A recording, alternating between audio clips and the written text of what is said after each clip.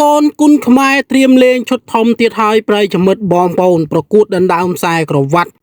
បងប្អូនត្រៀមពេញលេងហើយលើកនេះក៏ក្រៅគុណខ្មែរទៀតហើយដឹងតែញាក់សាច់ខ្លាំងតែនប្រិយមិត្តបងប្អូននៅក្នុងនោះគឺមានការវាយដណ្ដើមខ្សែក្រវ៉ាត់ហើយនឹងវាយដណ្ដើមពៀន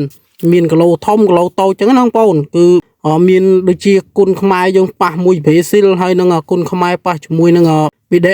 អ៊ីដេនមិនទេបងប្អូនប្រទេសនឹងបងប្អូនប្រិយមិត្តបងប្អូនហើយកីឡាករទី1គឺកីឡាករ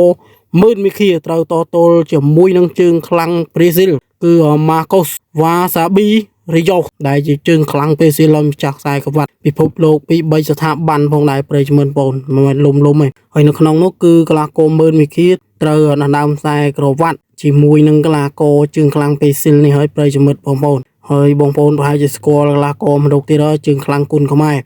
គឺនេះសង្ហាឡាវចន្ទ្រាត្រៀមតទល់ជាមួយនឹងកីឡាករអេមីលណាស់មែនហើយជើងខ្លាំងប៊ីដេនដែលជាជើងខ្លាំងហ្នឹងណាប្រិយមិត្តបងប្អូនហើយក្នុងមានកីឡាករគុណខ្មែរយើងជាច្រើនរូបទៀតដែលចូលរួមប្រកួតដូចជាមាសប៊ុនថេនត្រូវតទល់ជាមួយនឹងជើងខ្លាំងរងហើយនឹងកីឡាករចော့សាវិនគុណខ្មែរត្រូវតទល់ជាមួយនឹងកីឡាករលូជុនដងជាជើងខ្លាំងមកពីចិនកងហ្វូផងដែរហើយក៏មានប្រកួតម៉ារ៉ាតុងដណ្ដើមពានផងដែរប្រិយមិត្តបងប្អូនហើយពិសេសគឺគូតាមខ្សែក្រវ៉ាត់គឺការប្រកួតកីឡាករមើលមីខៀត្រូវតទល់ជាមួយនឹងជើងខ្លាំងពីស៊ីលហើយការប្រកួតនេះគឺប្រកួតតែ3ទឹកទេហើយកីឡាករមើលមីខៀប្រកួតដណ្ដើមខ្សែក្រវ៉ាត់គីឡូ63កន្លះហើយនេះសង្ហាឡាវចន្ទ្រាគឺប្រកួតគីឡូ75ហើយកីឡាករមាសប៊ុនថេនប៉ះមួយរងនេះគឺគីឡូ